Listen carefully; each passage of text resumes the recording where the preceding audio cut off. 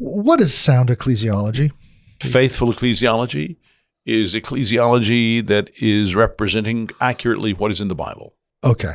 In matters of who's a member of the church, what else? How should the church make decisions? What decisions should it make? What is it competent and required to do? How if any, are we told how those actions are to be taken? Now, we talk a lot around these parts about individualism, or in Carl Trueman's phrase, expressive individualism, so forth. How might normal Christians unfamiliar with ecclesiology be surprised to hear that healthy churches are in fact important to walking with Jesus? Why is this hard for people? Why is that not a default position? Because I think most people aren't paying close attention and just know, hey, there's a church building over there with a steeple on top, church building over there with a steeple on top. They both call themselves Christian churches.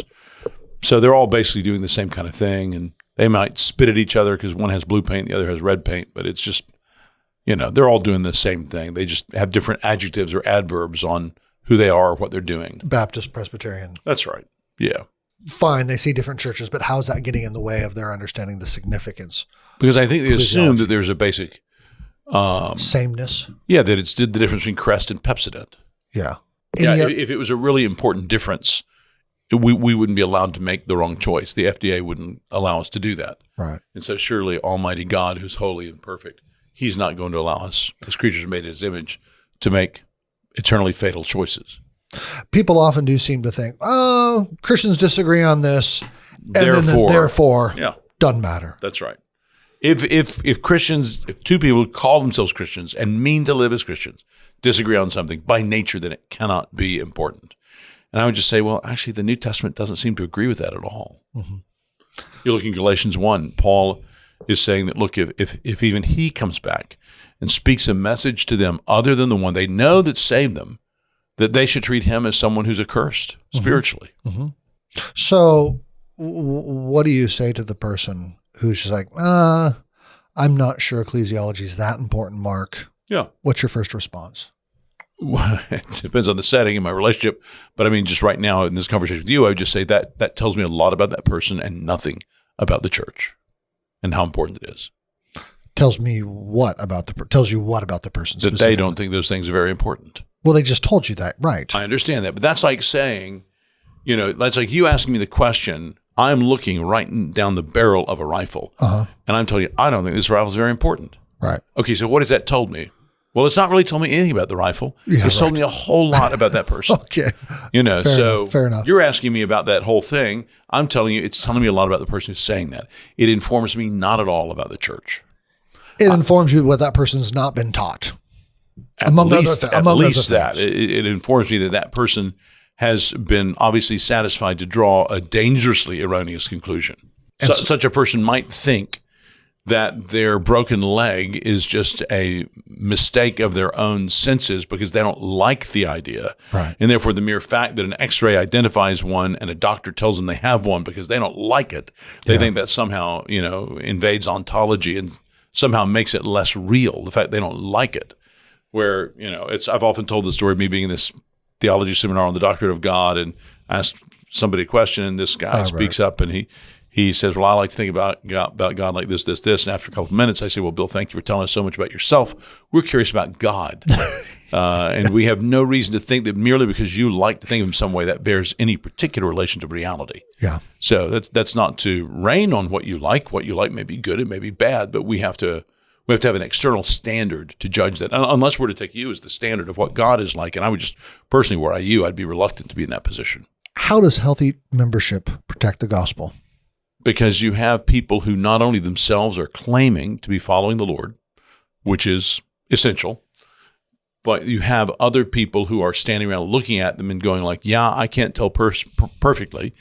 And yes, I can see sin in their life as I see sin in my own, but on total, the evidence does seem to me this person is truly regenerate. They seem to be trying to follow the Lord with what they've got. Yeah.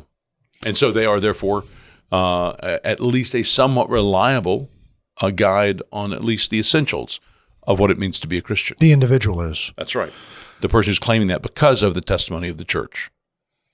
And providing them some assurance of salvation. That's right. But also putting up a witness for others to see. So you're protecting so if we're saying Joe's a Christian, baptizing him into membership, giving him the supper, we're protecting the gospel in his life by, coming around him. We're proclaiming the gospel in the neighborhood's life as well for all those who know him. So he's going to go to work on Tuesday and say, yeah, it's a church on Sunday. I'm a member there now. That's right. And we're starting to propagate the ministry in that way. So that when we have a funeral and the people in the neighborhood come and they are observing the life and commenting on the life of this person who was a member of our church and other people in the church who've cared for this now deceased person, the people in the neighborhood have in fact seen someone who we do really think was a believer, was following Jesus, who was trusting in the true gospel and teaching the true gospel. Would you go so far as to say those churches that don't practice formal church membership, and by formal church membership, I mean saying who's in and out publicly for everybody to know, including their own members. I'm not saying not just the elders, but their own members. Membership classes. I'm not saying membership packets. Right. I'm saying what you just said. Yeah. Those churches who don't do that, who don't have some form of recognized list, whether that's written down or not, are they endangering the gospel? Because we're affirming that it protects the gospel. I'm asking if you go the other way. Certainly they wouldn't be intending to. And it may not work out that the gospel is very endangered by their lack, but they're certainly leaving the gate open for it to be badly endangered. Yeah. Leaving the gate open how? By not having careful, agreed upon, publicly understood standards of when somebody is counted in and when someone is counted out. You're letting everybody, in a sense, be the captain of their own ship. Yeah. I'm a Christian.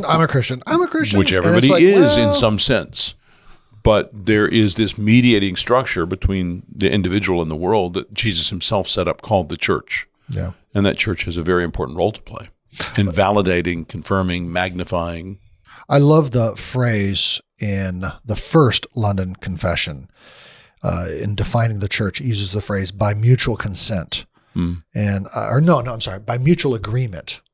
We come together and proclaim these things and our membership together by mutual agreement. And that mutuality of our agreement is fortifying to our witness to the gospel. Yeah.